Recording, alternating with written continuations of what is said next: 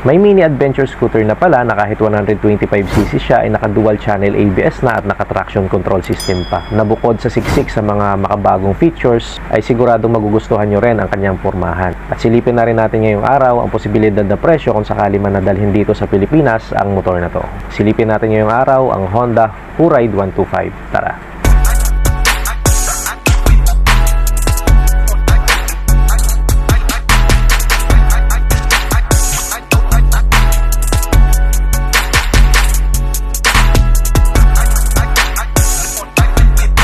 Kanyang looks o sa kanyang pormahan mga boss, sa unang tingin ay magdadalawang isip ka kung sporty maxi scooter ito or adventure scooter o crossover. Pero mas lamang ang pagiging mini adventure scooter nito. Sa front face niya may windshield na adjustable. Yung front fender niya mukhang big, medyo may clearance kasi siya ng bahagya na medyo nakaangat sa kanyang mga gulong. Kaya kung silhouette nito yung makikita mo ay adventure bike talaga ang lalabas sa paningin mo. 125cc siya na siksik sa mga specs and features na babanggitin natin sa kalagitnaan ng ating video. Pero bago yan, kung hindi ka pa nakapag-subscribe sa ating YouTube channel, ay mag-subscribe ka na para mas ma-update pa kita sa mga susunod pa nating mga content. Meron siyang gulay board na medyo malapad na rin, kaya yung pwesto ng ating mga paa ay komportable. Meron pa siyang footboard extension dito na pwede nating maiunat yung ating mga paa kapag ka nangalay na tayo sa mahabang biyahe. Simple lang yung kanyang grab bar, naka-spokes wheel din siya kaya maporma. Plus, yung kanyang mga gulong ay naka-dual sports, kaya ready talaga sa adventure. Napaka-futuristic din ang shape ng kanyang mga ilaw. Naka-C-shape yung kanyang DRL. Dual projector naman yung kanyang headlight. Almost same shape lang halos yung kanyang headlight at yung kanyang taillight. At lahat na po ng kanyang ilaw na makikita natin ay naka-LED na, kaya maliwanag sa gabi at hindi nakakasilaw sa umaga. At dahil nga mini adventure scooter siya, inspired siya doon sa kanilang Africa Twin. Kaya napaka-astig ng scooter na to. Sa kanyang looks, walang duda na magugustuhan ng karamihan, pero sa kanyang specs may ibubugaya. 124.7cc engine displacement to be exact, single cylinder, single overhead cam, 4-stroke, 4-valve na naka-liquid cooled cooling system, kaya perfecto sa mahabang biyahe. PGM-FI kaya magandang performance at mas matipid pa sa gas. With ESP Plus engine kaya mas enhance pa ang engine performance pero hindi gagastos ng kalakihan sa pagkonsumo ng gas. Nakaya tayong bigyan ng maximum power na 11.2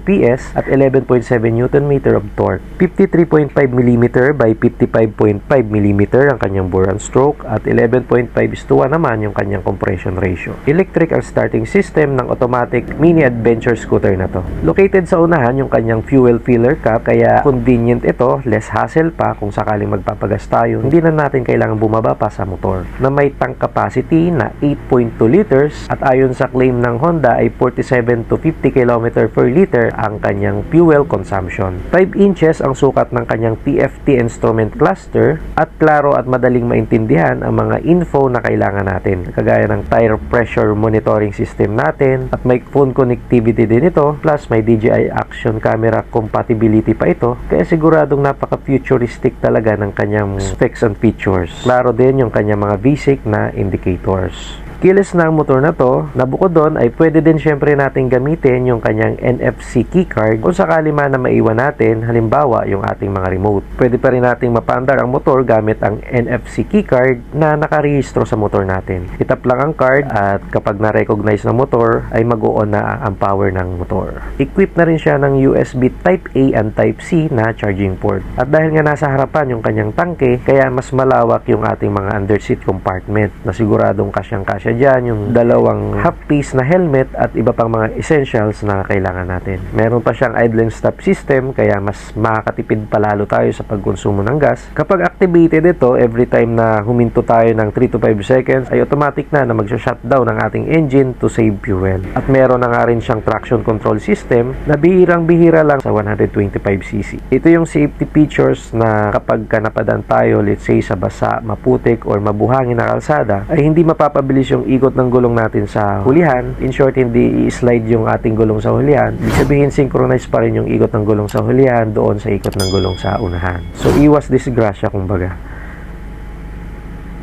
Naka-disc brake na rin ang harap at likod ng motor na to, na equipped naman ng dual channel ABS. Kaya hindi basta-basta maglalak yung ating mga preno kapag kabiglaan nating napihit yung ating mga brake lever, lalong-lalo na kapag kagaling tayo sa high speed.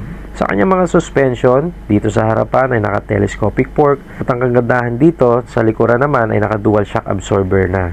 90/90/12 ang sukat ng gulong sa unahan na naka-spokes wheel at sa likuran naman ay 190/10. Tubeless na rin po yan parehas. Sa kanyang dimension, may total length siya na 1,905mm, total width na 706mm at total height na 1,215mm.